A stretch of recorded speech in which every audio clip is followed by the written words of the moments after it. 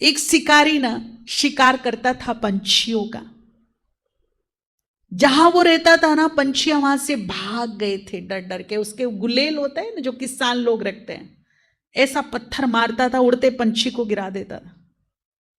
भाग गए उस एरिया से। उसको एक दिन मन में आया कि पास में जंगल है, जंगल में बहुत सारे पंछी होंगे, वहां जाके शिकार करता हूं। तो जैसे ही वो जंगल में गया, पंछी आगे आगे चू चू चू चू करके डर डर के भाग रहे थे उससे।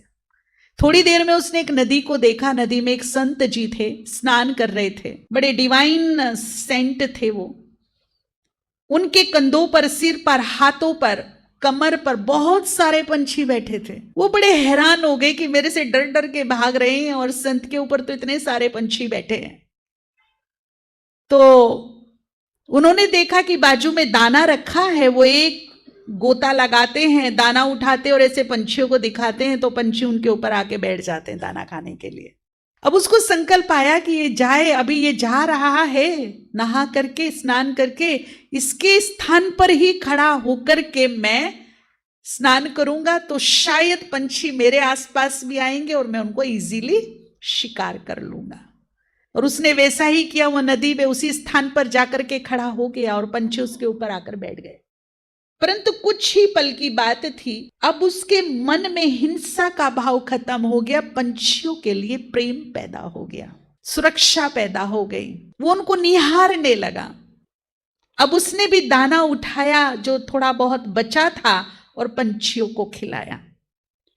कुछ पल पहले उसके मन में हिंसक वृत्ति थी और कुछ ही पल में उसकी वो वृत्ति चेंज हो गई। क्या कारण बना जी? स्थान।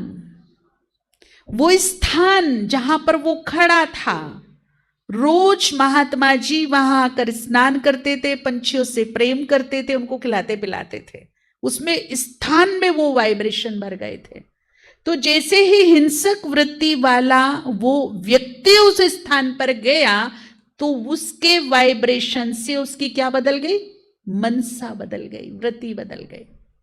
तो स्थान की वैल्यू होती है जहां सैकड़ों साधक बैठ के साधना करते हैं, जहां रोज सत्संग चलता हो, जहां रोज गीता के महावाक्य पढ़ते और पढ़ाए जाते हो, वहां का वाइब्रेशन अपने आप में चार्ज्ड वाइब्रेशन होता है।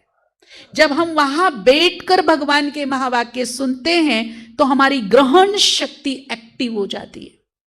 बुद्धि ज्ञान के पॉइंट को रिसीव करती है, ग्रहण करती है।